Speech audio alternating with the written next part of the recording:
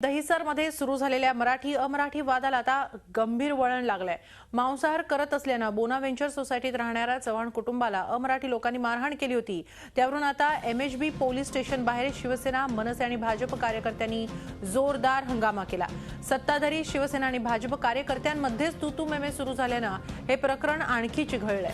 शिवसेनेचे आमदार प्रकाश सुर्वे हे मराठी कुटुंबाच्या बाजूने तर भाजपच्या आमदार मनीषा चौधरी या सोसायटीच्या बाजूने एकमेकांसमोर उभे ठाकले। या प्रकरणी दोन्ही बाजूंना पाहायला मिळाला। मूळ मुद्दा बाजूला राहून शिवसेना आणि भाजप कार्यकर्त्यांमध्येच तूतूमेमे पाहायला मिळाली।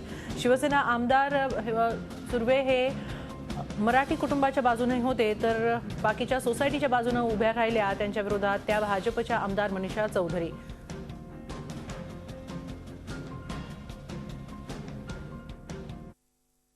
मराठी माणसावर अन्याय झालेला आहे, त्याला मारहाण झालेली आहे आणि असे जर कोण मराठी माणसाला मारायचा मुंबईमध्ये प्रयत्न करते तर शिवसेना अजिबात खपून घेणार, आमदार म्हणून तर मी अजिबात खपून घेणार नाही।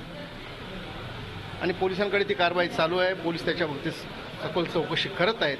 त्यातून काय निर्णय ते बघतो आणि त्याप्रमाणे आम्ही पुढची आमची पावलं असतील। वेळ पडल्यास आम्ही विधानसभेमध्ये सुद्धा प्रश्न विचारले आणि पोलिसांना सुद्धा मारलेला आहे, त्यामुळे त्यांच्यावर कारवाई होणारच। त्याबद्दल अजिबात पोलिसांना कोणी मारलं असेल त्यांच्यावर कारवाई झालीच पाहिजे। पोलीस हे रक्षक आहेत जनतेचे आणि त्यांच्यावर असं कुठे कोणी काय प्रकार करते ते अजिबात चालणार नाही। माझं असंच म्हणणं आहे की चव्हाण कुटुंबियाला सुद्धा न्याय मिळाला पाहिजे आणि त्या सोसायटीमध्ये राहणाऱ्या लोकांना सुद्धा न्याय मिळाला पाहिजे।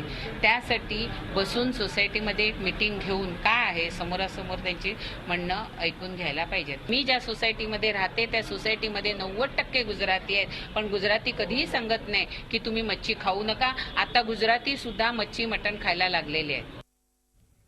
याच संदर्भात आपण अधिक माहिती घेऊया आमचे प्रतिनिधी कपिल राऊत यांच्याकडून। कपिल, नेमकं काय घडलेलं आहे एमएचबी पोलीस स्टेशन बाहेर? शिवसेना कार्यकर्ते आणि भाजपचे कार्यकर्ते यांच्यामध्ये तूतूमेमे झालेली आहे आणि मूळ मुद्दा मात्र बाजूला राहताना दिसतोय।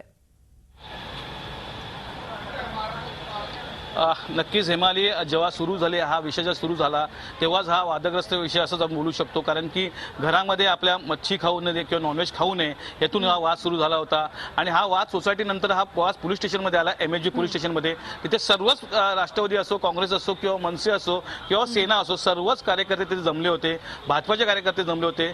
सेनेची भूमिका ही मराठी माणूस म्हणून चव्हाणांच्या बाजूने होती, तर भाजपाची भूमिका ही त्या सोसायटीमध्ये जे गुजराती किंवा अमराठी जी लोक आहेत त्यांच्या बाजूनी होती। आणि ह्यामुळे तिथे वाद निर्माण झाला, तिथे गोंधळ निर्माण झाला होता। कार्यकर्ते भिडले होते। त्याचबरोबर दोघांचे स्टेटमेंट जे आहेत सेनेच्या आणि बीजेपीच्या ह्या विरुद्ध होत्या, त्यामुळे एक गोंधळ निर्माण झाला होता। सर्वात महत्त्वाचं म्हणजे एमएचबी पोलिसांनी आता ह्या संदर्भात गुन्हा दाखल केलेला आहे, रायटिंगचा गुन्हा दाखल केलेला आहे, त्याचबरोबर मारहाणीचा गुन्हा दाखल केलेला आहे आणि त्यामुळे काही तिथल्या लोकांना अटक होण्याची शक्यता आहे।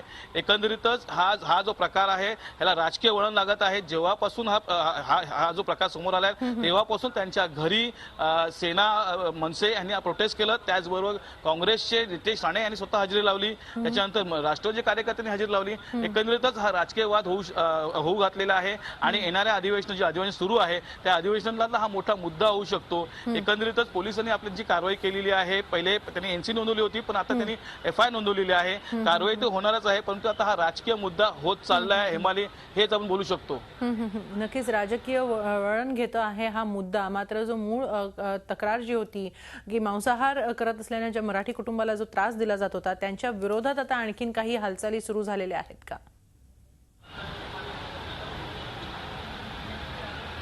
नक्कीच राजकीय, जसं आपण म्हणतो राजकीय मुद्दा होत चाललेला आहे। त्याचबरोबर आता पोलिसांनी आपली भूमिका स्पष्ट केलेली आहे आणि जे काही फुटेज सीसीटीव्ही असो किंवा ज्या मुलींनी काढलेले फुटेज होते या फुटेजच्या आधारावरती तिथल्या जे अमराठी काही लोक आहेत त्यांच्या विरुद्ध गुन्हा दाखल केलेला आहे आणि आता याच्यावर एक गुन्हेगारी फौजदारी गुन्हा दाखल केलेला आहे। त्यामुळे पुढची चौकशी होणारच आहे। परंतु आता जी स्थानिक लेवलची जी नेते मंडळी आहेत ते हा मुद्दा राजकीय बनवत आहेत। अधिवेशन सुरू आहे, अधिवेशनामध्ये हा मुद्दा येणार आहे।